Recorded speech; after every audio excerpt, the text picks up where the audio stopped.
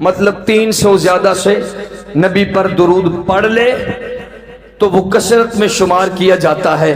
تو آپ آج اس جمعہ کے توسط سے ارادہ کرتے ہیں کہ آج کے بعد ہم کم سے کم 3 تسبیحاں نبی پر درود لازمی پڑھیں گے۔ ارادہ کرتے ہو بھائی؟ اور یاد رکھیے، آزما کر دیکھ لیجئے، ہر بندہ اللہ کی رحمت کا طلبگار ہے، تو جب تم 1 مرتبہ درود پڑھو گے تو اللہ تم پر 10 رحمتیں نازل فرمائے گا۔ تو اللہ دی رحمت دا معنی یہ ہے کہ اللہ تیری پریشانیاں دور فرما دے گا۔ عید آنے والی ہے، تو عید پر ایک فرض عبادت ہے جس کو صدقۃ الفطر کہتے ہیں۔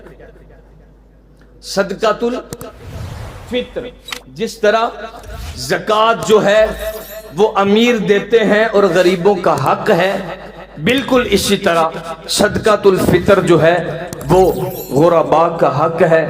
ایسا نہ ہو کہ آپ اپنے گھر میں اچھے سوٹ پہن لیں، اچھی جوتیاں پہن لیں، اچھے پرفیوم لگا لیں، اچھے کھانے بنا لیں، اور ہمسائے کے بچے کے پاس اچھا سوٹ کوئی نہیں، ہمسائے کے بیٹے کے پاس اچھا جوتا کوئی نہیں۔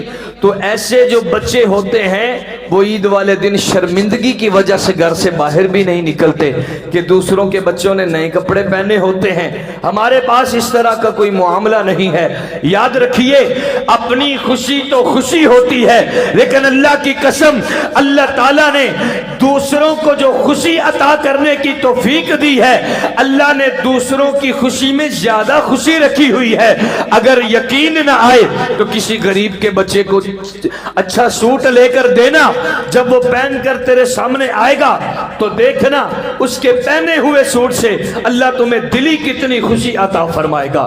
تو آپ ارادہ کرتے ہیں صدقۃ الفطر جو ہے وہ گندم کا جو صدقۃ الفطر ہے، علماء نے بتایا ہے کہ وہ 200 روپے بنتا ہے۔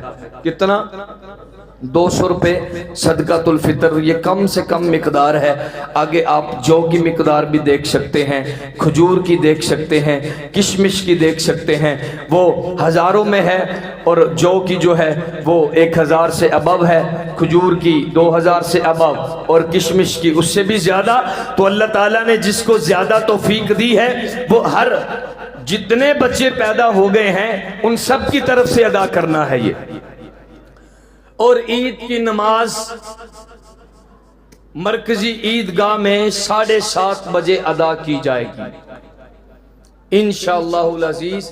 مرکزی عیدگاہ میں عید کی نماز 7:30 بجے ادا کی جائے گی۔